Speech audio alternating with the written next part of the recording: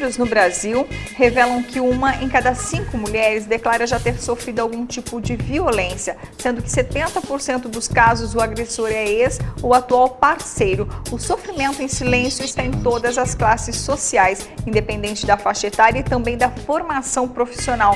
São alguns números do panorama da violência contra a mulher. Sobre o assunto, recebo a subsecretária de Políticas Públicas para Mulheres, Luciana Azambuja. Fique conosco, a entrevista começa agora.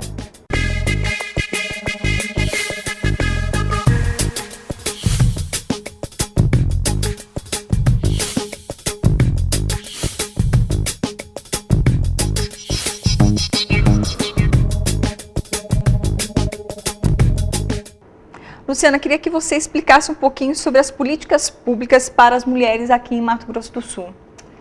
A gente pode dizer que Mato Grosso do Sul é um estado pioneiro na implantação e na execução de ações de defesa dos direitos das mulheres, principalmente no enfrentamento à violência. Em 1999 foi criada a primeira coordenadoria de políticas para as mulheres, foi criado também nessa mesma época o Centro de Atendimento à Mulher, que é o CAM Cunha em Bareté. Desde então, as políticas vieram se aprimorando. Tá? Nós tivemos depois a coordenadoria, que passou a ser uma subsecretaria de políticas para as mulheres e promoção da igualdade racial e cidadania, desmembrada no ano passado para a subsecretaria de políticas das mulheres e uma outra subsecretaria específica para a promoção da igualdade racial e cidadania.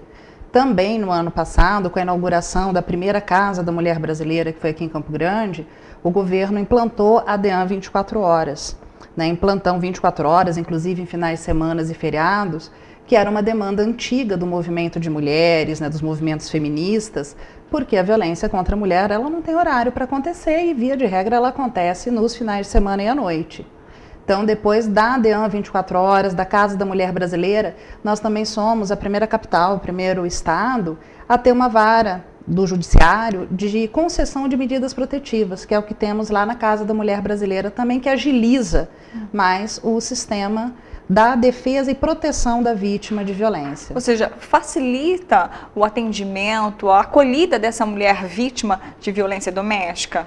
Com certeza. Aqui na capital nós podemos dizer sim que temos um atendimento diferenciado para as mulheres em situação de violência, exatamente porque lá na Casa da Mulher Brasileira estão integrados todos os serviços. Então a mulher, quando chega, ela tem um acolhimento, ela tem uma recepção, ela tem o psicossocial para atendê-la, depois ela é direcionada à DEAN, que é a delegacia, registra o seu boletim de ocorrência, de lá ela já sai para a Defensoria Pública, caso não tenha uma advogada ou um advogado particular, e da Defensoria Pública ou do advogado, com pedido de medida protetiva, já tem o Ministério Público lá na casa, que já analisa, já opina, já tem esta vara de medidas protetivas, que é a terceira vara de violência doméstica e familiar, que já defere.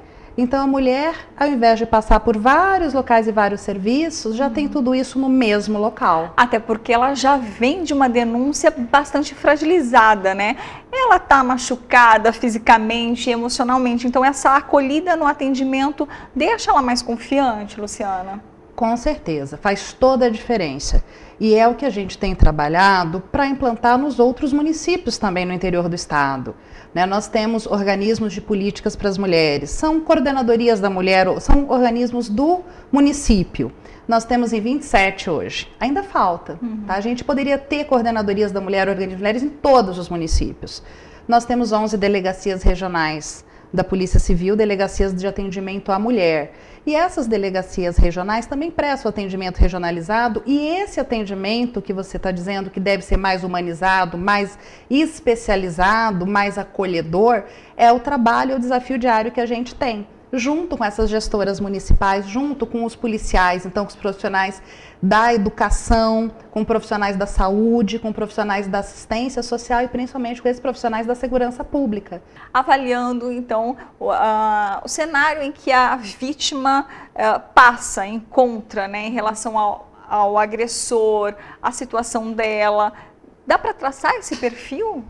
Dá pra gente ter um diagnóstico, uma visão do fenômeno da violência contra mulheres. É uma violência de gênero, é uma violência decorrente, indubitavelmente, ainda de um resquício muito patriarcal, muito machista da sociedade, Nós temos aí direitos das mulheres avançando ao longo dos anos, mas até pouco tempo atrás as mulheres não podiam votar, não podiam divorciar. A lei do desquite é de 77, é uma legislação recente, o uso de calças nos parlamentos até pouco tempo atrás. Então, cultural, assim, então, né? São culturas e comportamentos que vão se ajustando e vão se amoldando à sociedade. A sociedade vai evoluindo, os conceitos vão evoluindo, a tecnologia vai evoluindo e a gente espera um dia que a gente tenha uma sociedade com uma equidade de gênero. Enquanto isso não ocorre, a gente ainda percebe as desigualdades de gênero na sociedade, que levam a mulher ao espaço doméstico, a ser cuidadora, o homem ao espaço público, provedor, de modo que o homem ainda se julga detentor da mulher e a mulher como uma propriedade ou um ser submisso, de menos-valia. E fica refém dessa situação. E fica refém dessa situação para alguns homens que pensam dessa forma. Então, por exemplo, uma frase célebre de defesa do homem quando ele vai acusar a mulher, ameaçar a mulher: se não ficar comigo, não vai ficar com mais ninguém. Isso é um típico comportamento machista, porque se a posse não for sua, não pode ser de mais ninguém. E essa frase já é uma ameaça?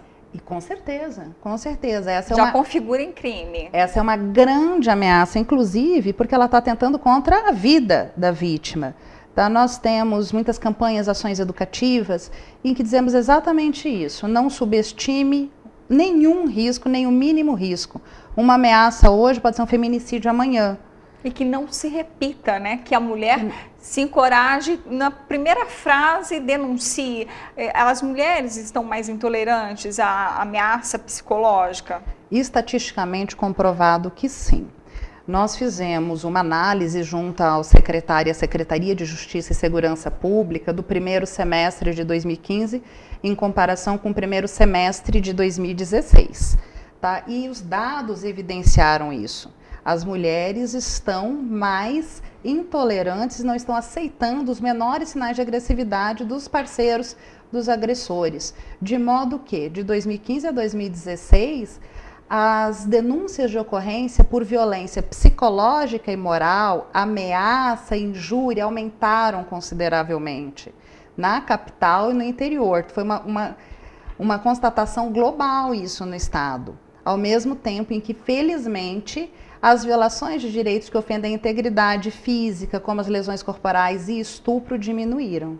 Quais são os crimes ali que configuram em violência doméstica? Por exemplo, não devolver um documento pessoal, por exemplo, manter-se refém, o que configura em crime? Isso foi uma inovação da Lei Maria da Penha, porque até 2006 as violências domésticas, que eram uma tipificação nova, uma nova forma de expressão, era só a violência física. Então a mulher, para denunciar uma violência doméstica, ela não era só necessária ela estar lesionada e ter sido violada, tinha que ter apanhado muito, deixado muitas marcas para que isso fosse visível, digamos assim. Tá? O que a legislação que comemora 10 anos agora de sua vigência no Brasil veio trazer para a gente foi tipificar outras formas de violência doméstica. Isso foi inovador e por isso ela é tida inclusive como a terceira melhor lei do mundo na proteção às mulheres em situação de violência. Então, a violência física é a violência que a gente conhece como a lesão corporal culposa, dolosa, e até o ano passado o homicídio de mulheres, agora feminicídio. Tá? Nós temos a violência sexual, estupros tentados e consumados, a violência patrimonial, que ainda é muito pouco conhecida, que é destruir objetos, reter documentos, reter o dinheiro da mulher que trabalha. Tá? Nós temos a violência psicológica, que são as ameaças, as humilhações. Tem muitos casos em que as mulheres nos falam assim: mas eu estava ficando louca, ele estava de verdade me fazendo acreditar que eu não servia para nada, que se eu separasse dele eu não ia nunca mais conseguir encontrar um emprego, encontrar uma outra pessoa, que se eu largasse do agressor e rompesse esse vínculo, como é que eu ia me sustentar ou sustentar meus filhos. Essa é uma violência psicológica que a gente tem encontrado bastante.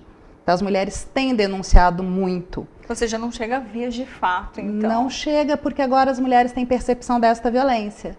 E a violência moral, que são os 3 tipos de ofensas à honra, digamos assim: a calúnia, a injúria e a difamação.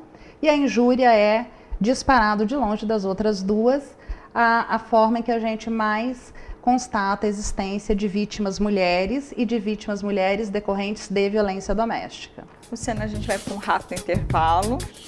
O Entrevista volta já.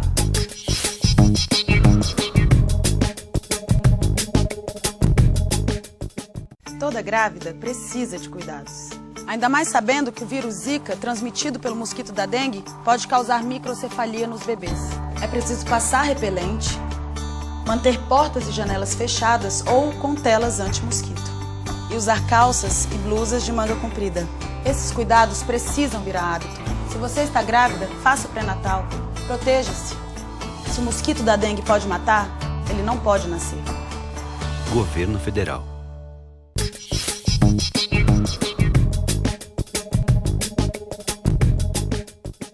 De volta ao Entrevista, o assunto de hoje é violência doméstica e aqui conosco Desculpa, eu me enrosquei tudo.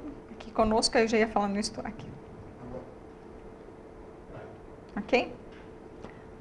O Entrevista está de volta e o assunto de hoje é violência doméstica. Aqui comigo no estúdio da TV1, Luciana Azambuja. Queria que você falasse um pouquinho, a gente estava falando em relação à lei, queria que você falasse o histórico, né? É um personagem, Maria da Penha, e virou a lei.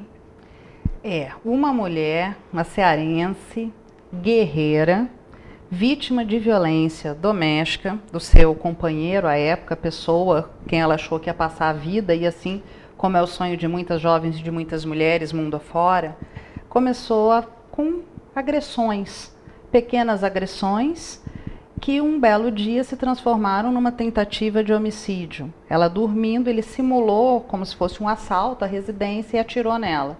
Ela, felizmente, não morreu, ficou paraplégica numa cadeira de rodas e ele tentou numa segunda vez um homicídio com choques contra ela. Ela percebeu a violência que estava sofrendo, que estava sendo vítima, denunciou às autoridades brasileiras e por mais de 20 anos lutou para que ele respondesse pelo crime que tinha cometido contra ela. Foi necessário que ela recorresse a organismos internacionais e lá numa corte internacional o Brasil foi julgado como uma nação que desrespeitou os direitos humanos das mulheres, podemos dizer assim, e foi-lhe imposta uma sanção. Tá? De modo que nós temos com a Lei Maria da Penha um mecanismo legal que veio para a sociedade brasileira da luta de uma mulher que não se calou e que é um exemplo para muitas e que hoje, como eu disse, a Lei Maria da Penha é a terceira melhor legislação do mundo na proteção de mulheres vítimas de violência. E essa história, no material que fizemos agora dos 10 anos da Lei Maria da Penha, que é o Agosto Lilás, o Agosto Lilás, fizemos questão de destacar aqui de quem foi Maria da Penha, né? A história por trás da lei, sabe? Hoje ela é uma mulher que protege o direito de milhões de brasileiras, tá? E com a Lei Maria da Penha também veio essas formas de violência que dissemos antes, tá? E também vieram as medidas protetivas. Então, são medidas que dão maior proteção a essa mulher, aos filhos, que lhe garantem o direito de permanecer em casa ou de sair de casa, de afastar o agressor do lar.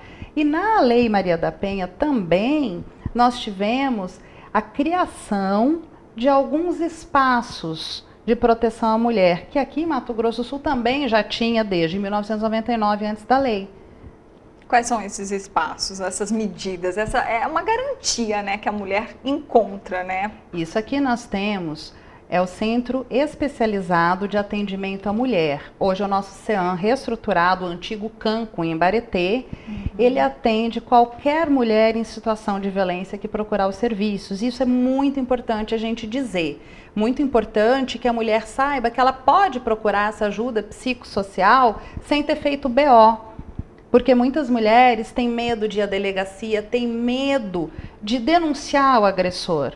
E esse medo é por quê, Luciana? Não acredita na força da justiça? Ou o agressor intimida a ponto dela não acreditar que vá ter uma resposta, que ele vai para a cadeia, no caso? São vários motivos e são vários fatores. A dependência emocional, a dependência financeira, o fato do marido não ser um mau pai. Às vezes, a violência é contra a mulher, mas o agressor é um excelente pai para os filhos. Sabe? Então, as mulheres, que são provedores do lar, as mulheres, elas hesitam. Tá? E esse é o nosso trabalho, é dizer que nenhuma mulher merece viver em situação de violência e que isso não é tolerável, não é admitido. E tem um ciclo da violência, desculpa te cortar, mas eu queria que você explicasse exatamente esse ciclo. Ela é agredida, violentada, aí na semana seguinte o agressor, que é o marido... Ele pede desculpas, ele diz que foi só um momento. Jura de amor e promessas. Foi um fato, assim, muito... pontual, foi por causa da bebida, ou foi por causa de uma demissão do emprego, vamos supor, e a mulher acaba perdoando. Vai se arrastando, né? A mulher acaba perdoando, passa um tempo, aí ele comete novamente uma outra violência, aí novamente ele pede perdão, aí ele se mostra um excelente homem, aí ela volta a acreditar, dá mais uma chance a esse relacionamento. Tá, de modo que isso vai se prolongando e é preciso que essas mulheres se encorajem, percebam que isso é uma violência e rompam esse ciclo.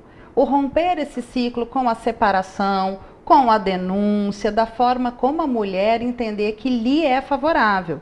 Então, lá no CEAM, nós temos esse trabalho. São psicólogas, assistentes sociais que atendem a mulher. Ou já com um boletim de ocorrência, ou já com uma medida protetiva, ou simplesmente uma mulher que desejar pedir orientação e informação e ser atendida por uma psicóloga. E ela é atendida o tempo que for necessário. É gratuito e é sigiloso. E aqui em Mato Grosso do Sul, essas informações estão encorajando mais as mulheres e elas rompem e renascem, né? Se reerguem, uma nova vida, uma nova história, Luciana. A gente tem esse cenário de exemplos que saíram de agressões, de uma vida judiada mesmo. Tem essas histórias. Tem várias histórias, são histórias muito bonitas. Hoje mesmo, pela manhã, dentro das nossas propostas, das nossas atividades do Agosto Lilás, nós tivemos um encontro com cerca de 30 mulheres que já foram atendidas pelo CEAM ao longo dos últimos anos e que romperam a situação de violência, que voltaram a estudar, que refizeram suas vidas, ou sozinhas ou em outros relacionamentos, que não podiam estudar e agora retomaram o estudo, que não podiam trabalhar e agora estão trabalhando, estão se qualificando, estão fazendo cursos de línguas para se aprimorar. Então é muito gratificante, sim, quando a gente percebe que o trabalho que está sendo disposto pelo Estado, e isso é uma obrigação, não é um favor, é uma obrigação, e a gente tem que fazer de uma forma acolhedora, de uma forma especializada e de uma forma humanizada. E a resposta é o Agosto Lilás, né? Que vocês já atingiram aí, superaram, na verdade, né, Luciana? Esse folder aí acabou sendo um multiplicador de informação. Sim, nós tínhamos uma meta de atingir em torno de 10 mil pessoas no mês de agosto. E até ontem já tínhamos atingido mais de 13.500, só em Campo Grande. Tá? Esse material ele foi distribuído para o interior, para esses 27 municípios que possuem coordenadorias da mulher. E eles são distribuídos principalmente, daí é bom a gente falar da educação como um instrumento de transformação. Tá? O nosso projeto dentro da campanha dos 10 anos é o Maria da Penha Vai à Escola, que a gente fala para alunos do ensino médio de escolas estaduais, uma parceria com a Secretaria de Estado de Educação, que nos forneceu a relação das escolas, agendou, e uma parceria também com 4 instituições que estão realizando essas palestras junto conosco. O Tribunal de Justiça, o Ministério Público, a Defensoria Pública e a OAB. Porque se não tivéssemos essa organização da Secretaria de Educação e essa disposição de parceiros, nós não poderíamos atingir tantos alunos com tantas turmas. E está um projeto que é muito interessante, é muito gratificante também, o interesse dos meninos e das meninas e o retorno que já tivemos. Tá, de alguns relatos de violência doméstica em casa que presenciaram, tá, alguns pedidos de ajudas desses jovens. Os filhos, no os caso. Os filhos, né, Uhum. que veem mãe, tia, avó sofrerem violência, ou que eles mesmos são vítimas, já tivemos também relatos nesse sentido, mas principalmente da sensação de que a gente está falando para meninos que o comportamento violento deles não é tolerável. Tem que e respeitar a mulher. falando para as meninas que elas não devem admitir nenhum tipo de violência. Então, naquela transformação da sociedade, a gente falar para os nossos jovens, para que eles tenham uma cultura diferente. Exatamente. Formando novos comportamentos, novos conceitos, para que a gente tenha, quem sabe num futuro próximo, uma sociedade com igualdade de direitos, de oportunidades para homens e para mulheres. Luciana, eu queria que você falasse um pouquinho dessas ações educativas que estão sendo inéditas aqui em Mato Grosso do Sul. Tem um público novo, feminino aí nessa campanha? Tem sim. Nós temos uma proximidade com uma associação de mulheres que nos procurou no ano passado. Nosso primeiro ano à frente, né, da subsecretaria, recebemos um grupo de mulheres com deficiência. Mulheres com deficiências físicas, auditivas, vários tipos de deficiências. E elas nos pontuaram que não existia um mecanismo para que as mulheres, por exemplo, cegas ou surdas, ou surdo-cegas, pudessem ter acesso a um simples folder, a uma informação sobre a Lei Maria da Penha. E nós buscamos exatamente isso, não tinha. Tá? Então, junto com essa associação, que é a Andef, da Mirella, que é a presidente, nós buscamos um material que já existia no Estado, que foi uma apostila, uma cartilha da Defensoria Pública. A Defensoria Pública nos cedeu essa apostila e essas mulheres sentaram para fazer uma adaptação desse texto, para que tenha na linguagem de sinais, tivesse uma expressão correspondente. Tiveram que criar algumas expressões e isso resultou num kit, uma cartilha em braille, um CD de audionarração para as mulheres cegas e um vídeo em libras para as mulheres surdas. Então, nós temos esse kit acessível, tá? Garantindo dessa forma o acesso à informação sobre a Lei Maria da Penha e o enfrentamento à violência para todas as mulheres. E quem precisa dar um grito de socorro, pedir ajuda, o que fazer aqui no Estado? Nós temos a Central de Atendimento à Mulher, que é um serviço do governo federal, que é o Ligue 180, que aceita denúncias que você saiba que esteja ocorrendo e aceita também informações, né, divulga, na verdade, informações sobre os serviços já existentes. Mas em caso de urgência e emergência é o 190. 190, Polícia Militar, no CIOPS, que é quem vai atender num momento da situação da violência ocorrendo. Tá? Para uma denúncia ou pedido de orientações, uma denúncia que já esteja ocorrendo, também as delegacias de polícia do Estado. Qualquer delegacia de polícia civil do seu município, qualquer uma atende. Se tiver delegacia de atendimento à mulher, procure a delegacia da mulher, mas toda a nossa polícia civil está apta a receber e orientar. Para fechar, em relação ao feminicídio, né? Novo, né? E como que está no Estado em relação a números, Luciana? Nós não temos o comparativo com o ano passado, porque a legislação é de março do ano passado. Recente, né? Um ano e meio. Exatamente. E aí nós fizemos o estudo da Sejusp comparando janeiro a junho, de modo que nós temos esse ano números para comparar com o primeiro semestre do ano que vem. Nós tivemos 16 casos de feminicídios consumados e 24 tentativas nesse primeiro semestre de 2016. Até hoje, meio-dia do dia 19 de agosto, não tínhamos nenhuma ocorrência de morte violenta de mulher por sua condição de gênero ou pelo menosprezo, que é o feminicídio.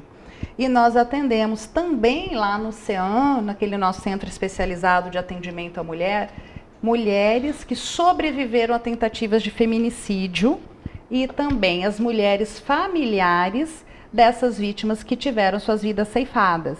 Então, uma mãe que perdeu uma filha de uma forma violenta, obviamente isso deve ser um abalo imensurável, ela pode procurar o nosso centro de atendimento e ter esse acolhimento e essa orientação psicológica para a superação desse trauma. Que ela não se cale.